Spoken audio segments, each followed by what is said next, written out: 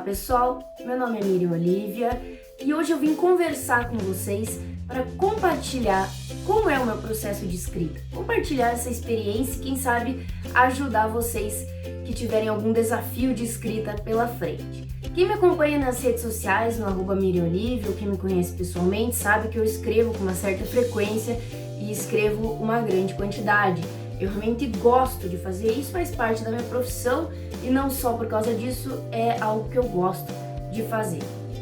E recentemente, algumas pessoas estão acompanhando ali nas redes, estão vendo que eu estou produzindo aí algum material. Algumas pessoas questionaram se é a minha tese que está em desenvolvimento ou se é alguma outra coisa. É um outro livro que eu estou planejando, que eu estou finalizando agora, que eu não vou dar mais nenhum tipo de spoiler sobre isso, mas não se trata então da minha tese, se trata de um livro que tem um cunho mais didático. Então essa é a primeira dica. Como que você então estrutura um processo de escrita, como que você pega o ritmo? Primeira coisa, você precisa entender o que você está escrevendo, entende? Eu, por exemplo, agora, nesse exato momento, estou num processo de escrita de um material didático. A escrita é muito mais, literalmente, didática. Então, eu preciso escrever de uma forma mais facilitada, eu preciso fazer resumos, eu preciso dar bastante exemplos, diferente de uma tese, de uma dissertação, de uma monografia, em que você precisa fazer uma pesquisa científica e transparecer os resultados neste objeto. E diferente ainda de uma petição em que você vai defender os interesses do seu cliente com base em pesquisas científicas e também de formas exemplificativas, tá? Então a primeira dica é, entenda qual é o seu objeto, tá? A maioria de vocês, eu sei, tá querendo produzir monografia, artigos, etc. Então a gente vai para esse âmbito da pesquisa científica. Segundo ponto, para você adquirir um ritmo de escrita, você precisa pensar no seu prazo. O prazo você pensa de trás para frente. Se o teu prazo é, por exemplo, dezembro de 2021, você coloca lá. Então, em novembro de 2021 eu preciso terminar, certo? Em outubro de 2021 eu preciso terminar o 3º capítulo. E assim você vai voltando até o seu dia atual.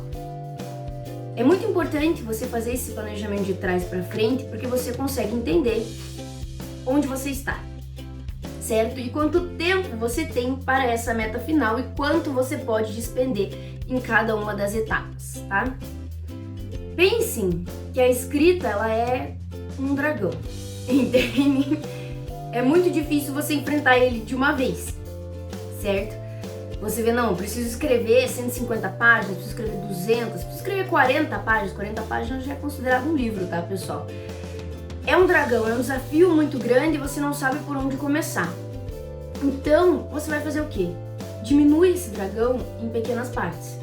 É por isso que eu sempre recomendo aos meus alunos, aos meus colegas, pessoal que às vezes precisa de um empurrãozinho aí, que divida isso em capítulos e dentro dos capítulos em subtópicos. Não necessariamente precisa virar um subtópico do seu trabalho, mas isso é um mapa mental. É um mapa do caminho para você saber quando você tem que fazer. E cada subtópico, cada capítulo, cada pedaço de escrita que você vai fazer é uma vitória. Então você nunca vai chegar um dia e falar assim, não, hoje eu vou escrever o capítulo 1 inteiro. Só se faltar 3 dias para você entregar a monografia, né? Mas a regra é, hoje eu vou escrever sobre esse subtópico. Hoje eu vou escrever metade desse subtópico, entende? Então, estipular as metas e estipular os prazos é muito importante. Eu sei que a maioria das pessoas tem dificuldade com relação a isso, mas eu já tive experiências de orientação com alguns alunos na Unifaciar, em que eu fiz exatamente isso com eles. Toda semana, a cada 15 dias, a gente se reunia e o trabalho ia desenvolvendo a passos de formiguinha. O que aconteceu ao final é que eles tinham um trabalho desenvolvido e eles não precisavam se desesperar. Essa técnica eu aprendi com um grande amigo, o Matheus Bertoncini, que compartilhou essa experiência que ele faz, eu resolvi utilizar e eu vi na prática o quanto estipular essas metas de formiguinha faz você conseguir matar esse dragão ali no final. Outro ponto, terceira dica, fichamento. O que é um fichamento? Você vai pegar um texto, algum material que você vai querer utilizar na sua pesquisa e você vai fazer um breve resumo. tá? Existem várias formas, você pode fazer fichamento só com citação, então você pega trechos que você gostou, né? Ou você pode transformar nas suas próprias palavras, você pode dar prints, existem várias formas. O fichamento é para você. Escolha a técnica que você mais gosta, que você se adapta melhor. A técnica que se adapta melhor para mim, ó, tá passando um avião, viva o home office, né? A técnica que funciona melhor para mim é retirar citações. Então eu retiro, anoto a página, anoto, claro, todas as informações da obra e depois quando eu vou utilizar, eu já tenho esse fichamento completo. Por que fichamento é uma técnica interessante e não você só sentar e tirar da sua cabeça? Por quê? Uma pesquisa científica, que é o que a gente estava tratando principalmente, ou até num livro didático, você não pode inventar as coisas, entende? Nossa, que maravilha! Você não pode inventar as coisas, você vai ter que buscar um referencial teórico, buscar umas referências para construir esse pensamento que você está construindo, esse trabalho que você está fazendo. Então, nada melhor do que já ter fichamentos prontos com relação a isso. Porque quanto mais materiais você fichar, mais você vai perceber que algumas pessoas sempre são citadas. Isso quer dizer o quê? Isso quer dizer que ele é uma grande referência. Várias pessoas estão citando e várias pessoas estão renovando esse conhecimento por meio dessa obra. Então, por meio dos fichamentos de várias obras, você começa então a buscar e a compreender quem são os principais referenciais teóricos daquela matéria e construir uma rede e construir um pensamento, tá? E além disso, gente, fichamento é um investimento a longo prazo. Porque hoje você escreveu a sua monografia, o seu trabalho, o seu livro sobre isso. Amanhã, daqui a 2 anos, às vezes você quer escrever um artigo sobre aquele tema. Pronto, e o fichamento tá ali, tá salvo, tá guardado. Além disso, só um último ponto com relação ao fichamento, para processos seletivos ele é essencial, tá? Se você precisa estudar uma bibliografia para processos seletivos, faça um fichamento. Quando preciso estudar para algum processo seletivo, eu faço fichamentos à mão, exatamente, ali ó, escreve, tenho páginas e páginas de escrita, tá? E aqui uma recomendação já adiantando para vocês é o livro do Humberto Eco, Como se faz uma tese. Você pode pensar, não, mas eu ainda estou fazendo uma monografia, ou estou escrevendo um livro. Este livro aqui, ele não foi feito para necessariamente tese de doutorado, ele foi feito para trabalhos científicos na área de humanas em si, tá? É um livro muito bom, um livro bem antigo, então assim, as ideias de fichamento dele são fichamentos à mão, fichas de bibliográficas, então para você salvar qual bibliografia você fez aqui, ele indica você fazer várias fichas assim, várias pessoas não vão saber o que é isso, mas tudo bem. Mas é um livro sensacional, porque é um livro honesto, eu gosto de livro honesto. Ele fala assim, olha, se você tem muito tempo para fazer uma tese, siga esses passos. Se você tem pouco tempo, siga esses passos, entende? Então, é um livro sensacional, é um livro maravilhoso e que eu adoto muito do que ele coloca aqui, tá? Pra vocês verem, né? Risco, dobro, sou dessas. Então fica a indicação, tá, pessoal? E o processo de escrita? Como eu falei pra vocês, se você já tem os seus prazos estipulados, se você já gastou o seu tempo fazendo fichamento, isso vai ficar muito mais fácil na hora de você escrever.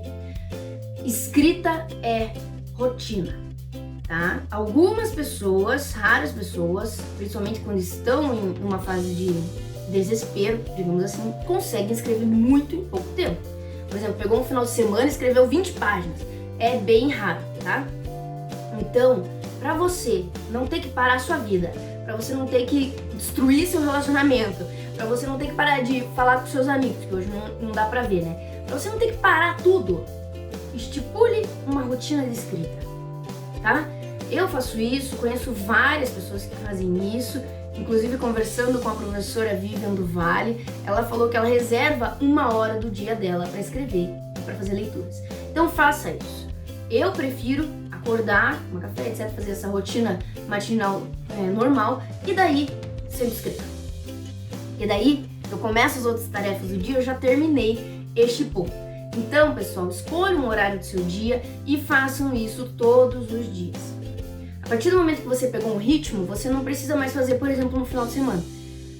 E fica muito mais fácil você fazer esse trabalho de formiguinha. Porque se Deus me livre, aconteceu alguma coisa, aconteceu alguma urgência no seu trabalho, aconteceu alguma urgência na sua família, você consegue parar. Porque você tinha uma rotina, entende? E a rotina vai fazer com que você se tranquilize e você desenvolva o seu trabalho. Com relação a essa rotina, entenda que faz parte do processo de escrita você conseguir escrever muito num dia e escrever pouco no outro dia. Entende? Faz parte. Porque às vezes você pesquisou mais material de um tema, às vezes não. Então, fazendo devagar, você se acalma essa ansiedade e você vai conseguindo desenvolver aos poucos esse trabalho, tá? E por fim, e assim, gente, escreve, vai escrevendo. Isso é uma dica que eu dou pra vocês, que eu já li em alguns artigos científicos. Várias pessoas acham que a gente precisa fichar e estudar tudo para depois escrever tudo de uma vez, tá? Mas alguns pesquisadores indicam que você fiche e vai escrevendo, entende? Então, assim, eu recomendo, claro que cada um encontra o seu jeito, mas eu recomendo que você fiche e vai escrever. Separa por capítulo, por exemplo, entende? Porque é uma forma de você refrescar a sua mente. Porque senão você vai ficar meses só fichando e meses só escrevendo. E talvez isso seja muito cansativo. Então, eu gosto dessa ideia, vai fichando, vai escrevendo, isso aqui tudo. E vai montando esse quebra-cabeça. Nossa, professor, mas vai ficar uma confusão, vai ficar uma confusão. E deixa a confusão acontecer, entende? Deixa a confusão acontecer, vai jogando todas as ideias lá naquele trabalho, naquele papel. Porque o último e quinto passo é o quê? A revisão. É na revisão que você vai lá e corta e organiza. Já aconteceu várias vezes de alguns alunos chegarem com o trabalho e falarem assim, lindo, agora vamos inverter esse sumário inteiro. E fica muito mais fácil, porque o grosso do trabalho já está ali escrito. Eu, por exemplo, na minha tese, tenho essa mania de fazer coisas muito simétricas e acabo escrevendo demais. Então, 50 páginas por capítulo. Meu orientador já falou, Miriam, vamos reorganizar. E tá tudo bem, entende? O grosso tá ali. E se eu não utilizar para minha tese, eu vou poder utilizar para outros trabalhos. Então, eu compartilho essas dicas com vocês de formas de escrita. E assim, acho que uma sexta dica que não estava aqui na minha listinha, que eu quero passar para vocês, é a seguinte: não se compare. Tá? Cada pessoa tem um processo, cada pessoa tem uma dificuldade, cada pessoa tem as suas questões familiares e profissionais que influenciam nessa escrita desse trabalho, tá? Então, desenvolva o seu ritmo, desenvolva a sua forma de escrever, a sua forma que você se sente mais à vontade. Algumas pessoas têm mais facilidade com foco, eu consigo ser bem focada e outras não têm tanto. Mas você consegue, por meio do seu esforço, por meio da rotina, ir adquirindo isso ao longo do tempo. Então, nada de comparações, tá? Cada um tem o seu processo, cada um tem a sua vivência. Isso eu aprendi com a professora Olga, maravilhosa, Olga Krieger, que sempre falou isso pra mim. Miriam, cada um tem o seu processo, cada um tem sua vivência. Então, essas são as minhas dicas. Espero que tenha sido útil. Na verdade, é um compartilhamento com vocês.